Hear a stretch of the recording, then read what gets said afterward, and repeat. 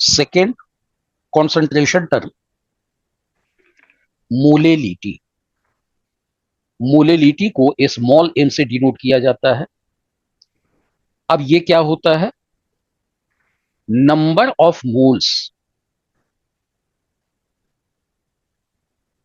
Of solute present इन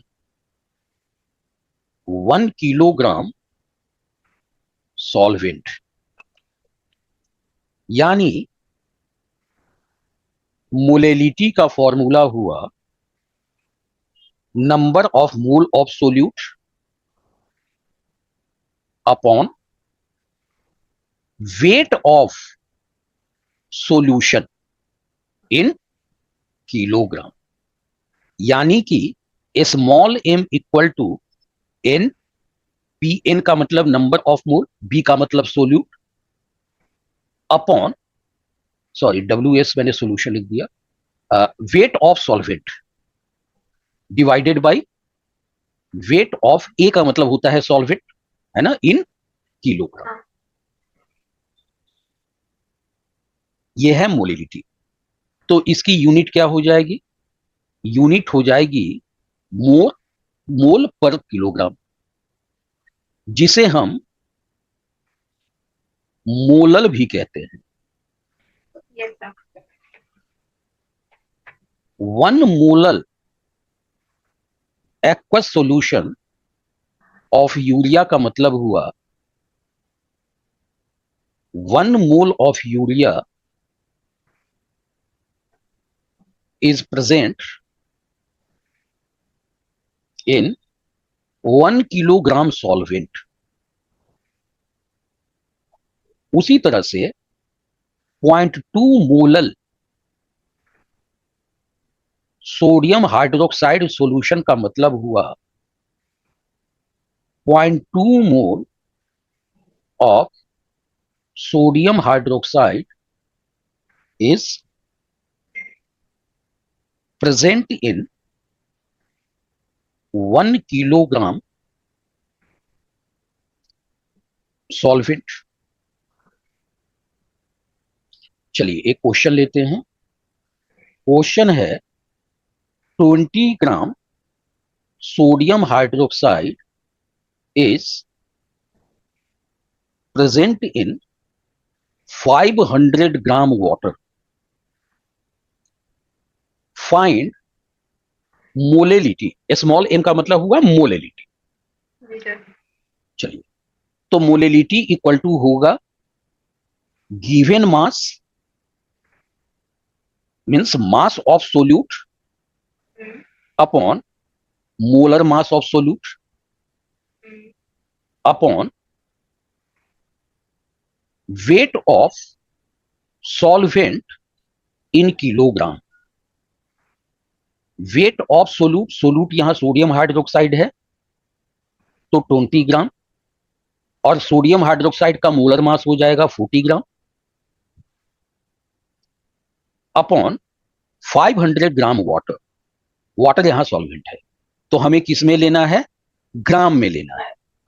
तो ये हो जाएगा 0.5 ग्राम। तो ये हुआ, ऊपर वाला भी हुआ 1.2, 1/2 यानी कि 0.5 अपॉन 0.5, Yes, sir. है ना, यानी कि 1 मोलल सॉल्यूशन। ठीक, चलिए एक और क्वेश्चन देखते हैं, हाँ, जहां पर कई बार बच्चे ढंग से अगर नहीं क्वेश्चन को पढ़े तो गलत होने की संभावना रहती है। 200 ग्राम sodium hydroxide is present in 2 kilogram solution, then find molality, है ना। तो number of mole of solute given mass of solute upon molar mass of solute. yes, sir. 200 gram upon 40 ग्राम, यानी 5 मोल, हाँ 5 मोल हो गया। यस सर चलिए, तो मोलेलिटी इक्वल टू क्या हो गया, नंबर ऑफ मोल हो गए हाँ 5 अपॉन वेट ऑफ सॉल्वेंट। अब जरा मुझे बताइए वेट ऑफ सॉल्वेंट कितना है? Wait of solvent 2 kg plus 200 होगा। नहीं हम्म? सिर्फ 2 kg होगा, सिर्फ 2 kg। देखिए, हाँ 2 केजी सोल्यूशन है, अच्छा इसका मतलब सोल्यूशन का मतलब क्या हुआ, सोल्यूट और सॉल्वेंट दोनों को मिलाकर 2 केजी। हाँ तो हमें तो सॉल्वेंट चाहिए ना, हाँ तो सॉल्वेंट कब निकलेगा, जब सॉल्यूशन में से हम सोल्यूट को निकाल देंगे। हाँ तो weight of solvent equal to weight of solution minus weight of solute. हाँ तो वेट ऑफ सॉल्यूशन है 2 किलोग्राम और वेट ऑफ सोल्यूट है 200 ग्राम, यानी हाँ कि 0.2 किलोग्राम। ये हाँ किलोग्राम है तो इसे भी किलोग्राम में रखना पड़ेगा, तो यानी कि ये कितना हो गया 1.8 किलोग्राम। अब यहीं पर अगर WA की जगह पर आपने हाँ 2 केजी लिख दिया तो गलत हो जाएगा। गलत हो जाएगा। तो मोलेलिटी इक्वल टू क्या हो गया, 5 अपॉन 1.8, यानी 50 अपॉन 18। तो ये हो जाएगा 2.78 के आसपास।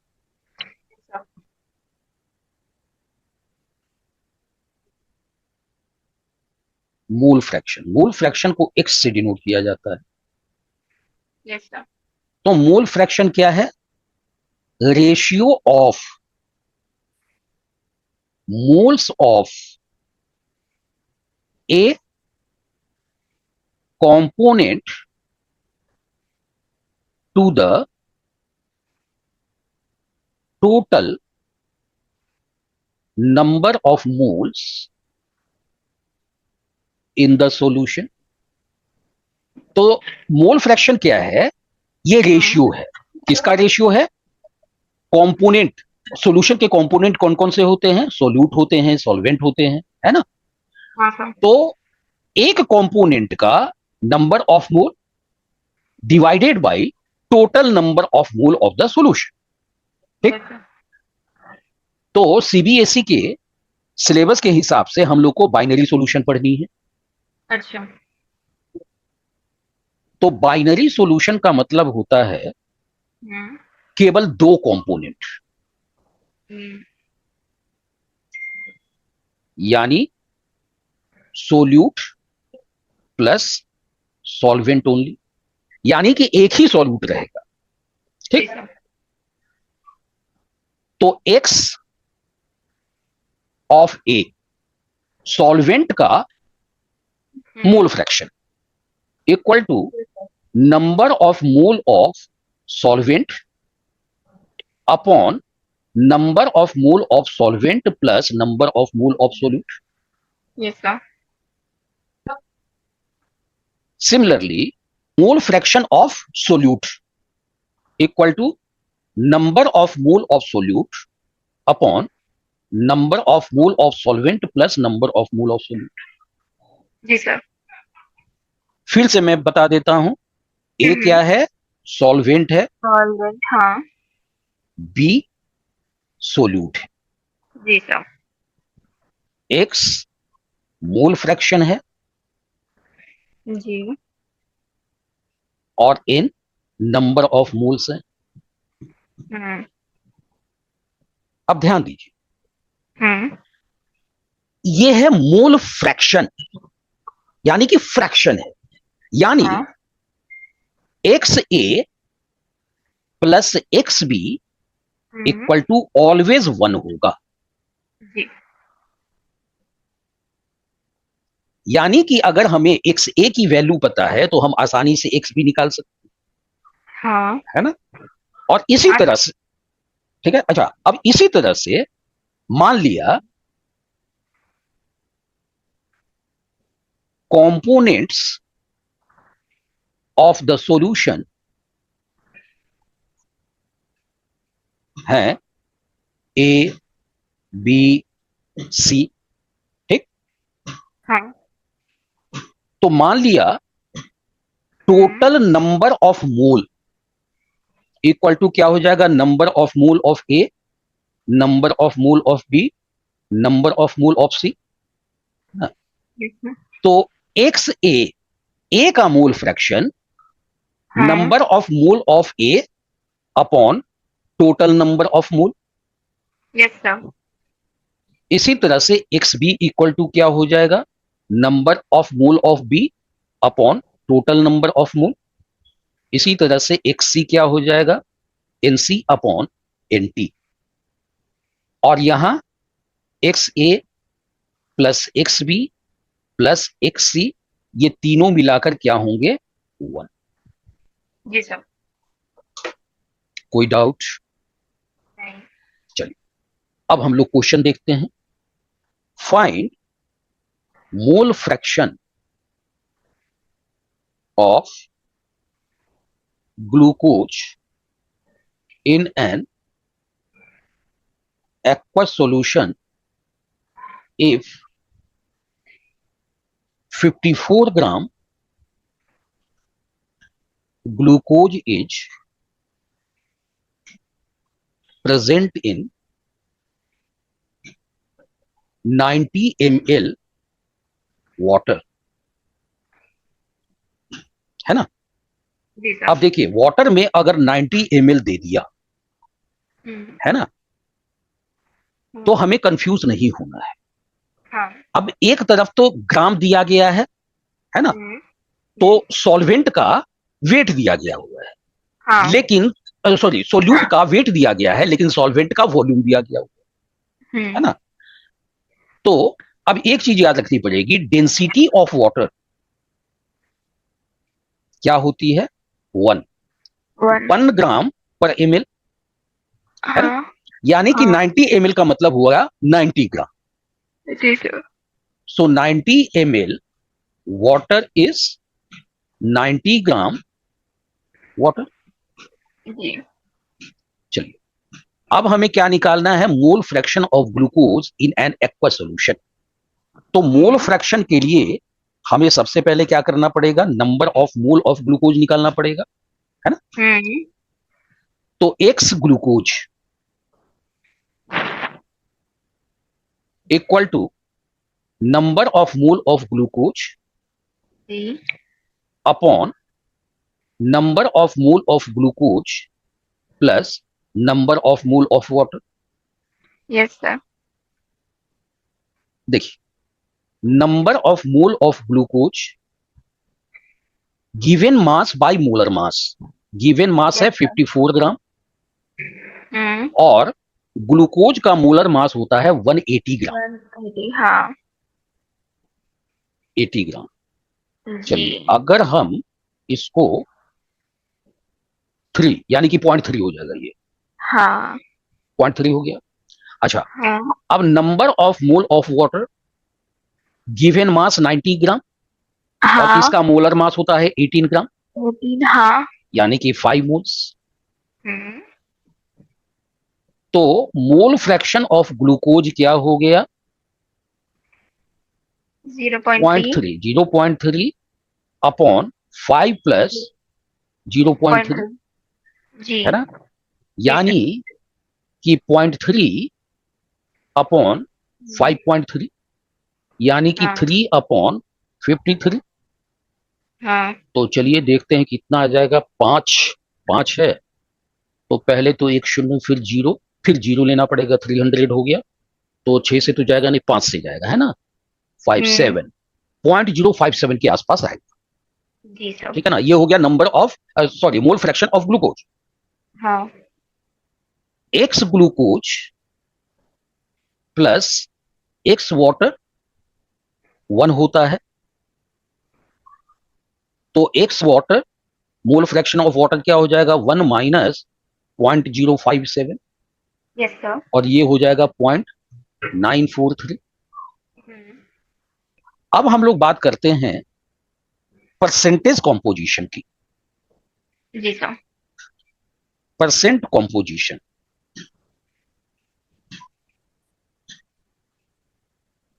देखिए एक होता है एक होता है वेट बाय वेट परसेंटेज।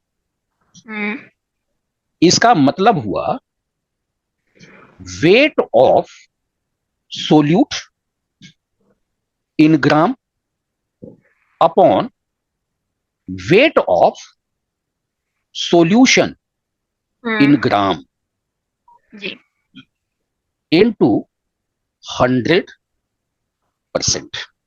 अब अगर हमने 10% weight by weight glucose solution कहा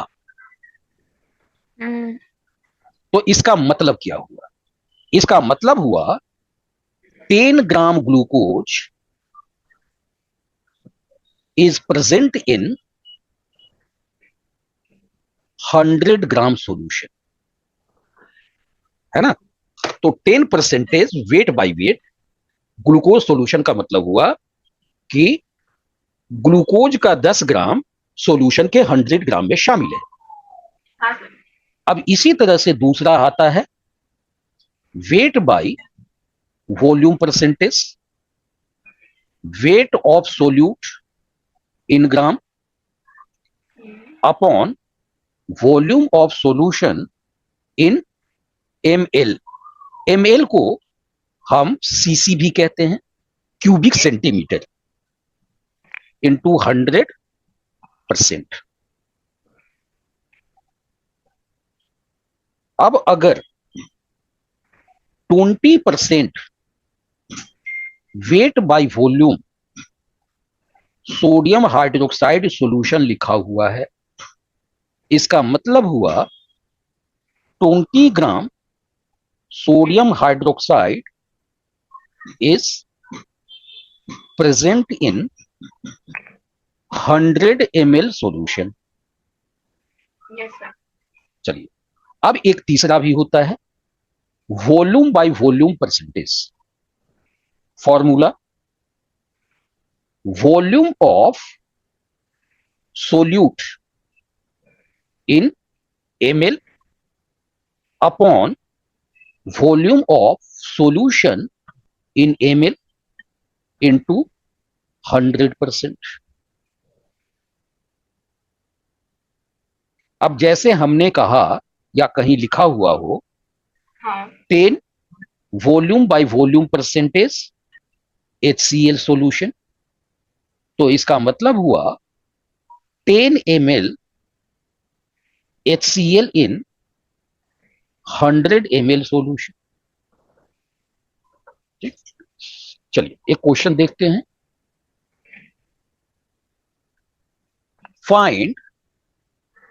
फाइंड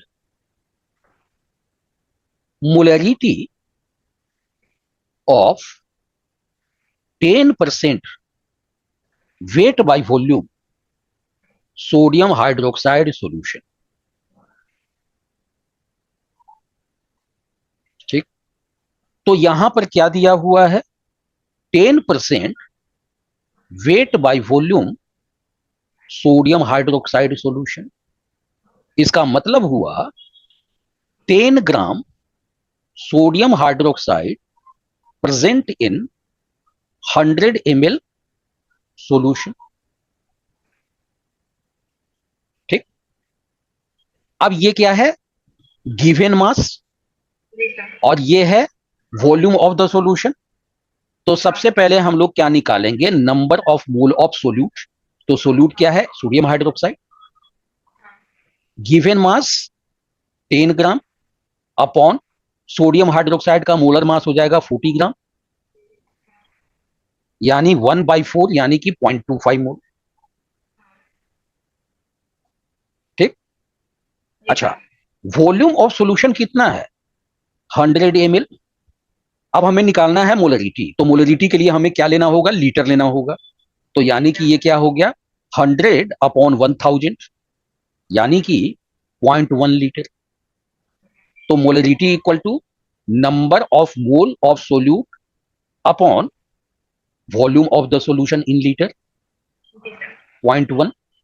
तो यानी ये हो गया 2.5 मोलर सॉल्यूशन। क्वेश्चन है find molarity and mole fraction of 10% weight by weight aqueous solution of sodium hydroxide. चलिए, तो 10% weight by weight aqua solution of sodium hydroxide है ना। तो हाँ। सोडियम हाइड्रोक्साइड सोल्यूशन का मतलब हुआ हाँ 10 gram sodium hydroxide in 100 gram solution. जी सर। ठीक है, चलिए, तो यहां पर सोल्यूट कितना हुआ, 10 ग्राम है ना। जी और हमें दिया गया है W/W, W/W। हाँ। W दिया गया, चलिए ठीक है। हम्म, तो हमें निकालना है मोलरिटी। एक मिनट, मोलरिटी तो ठीक है, इसको मोलरिटी बना लीजिए, है ना। हाँ नहीं तो वो सेम आ जाता है। हाँ, 0.5। हाँ मोलरिटी। तो जी। मोलरिटी का मतलब हुआ सॉरी, तो हम्म, मोलरिटी का मतलब हुआ hmm, number of mole of solute, यानी कि गिवन मास 10 ग्राम अपॉन हाँ 40 ग्राम हाँ अपॉन, अब सॉल्वेंट का मास, हम्म, तो ये तो सॉल्यूशन का मास दिया हुआ है। तो 100 ग्राम में से 10 ग्राम को माइनस करेंगे तभी तो सॉल्वेंट का आएगा। मास हुआ, है ना। जी तो सर। ये कितना हुआ, 90 ग्राम। हाँ 90 ग्राम अपॉन 1000 ग्राम, क्योंकि किलोग्राम में लेना होता है हम, हाँ है ना, किलोग्राम में। जी सर। तो जी ये हो गया 10/40 इंटू 1000 अपॉन 90। जी तो इस सर। जीरो से ये जीरो गया, हाँ इससे ये गया, और ये 25 से गया। तो 25 अपॉन 9, तो ये हो जाएगा 2.77 के आसपास मोलरिटी, ये आ गया। जी sir. Uh mole fraction of sodium hydroxide, है ना। जी तो मोल तो हो गया 10/40 यानी कि 0.25। 1 to 5। हाँ अच्छा, ये 90 ग्राम है, यानी कि वाटर के मोल कितने हो गए, 5 मोल हो गए। हाँ 90/80, 5। तो हाँ 5 प्लस 0.25, जी। यानी कि 25/525। अच्छा, इसको हम, चलिए 0.25 भी रखते हैं और 5.25 भी रखते हैं। जी तो इसको ऐसा देखिए, अगर हम 21 से करेंगे, Point। 21 से करेंगे तो 5.25 चला, हाँ 25 इंटू 21 होता है 525, जी है ना। सर। जी सर। यानी कि आ गया 1/21, 5 मान लीजिए। पीपीएम, पीपीएम का मतलब है पार्ट्स पर मिलियन। तो देखिए, पीपीएम बाय मास भी होता है, पीपीएम बाय वॉल्यूम भी होता है।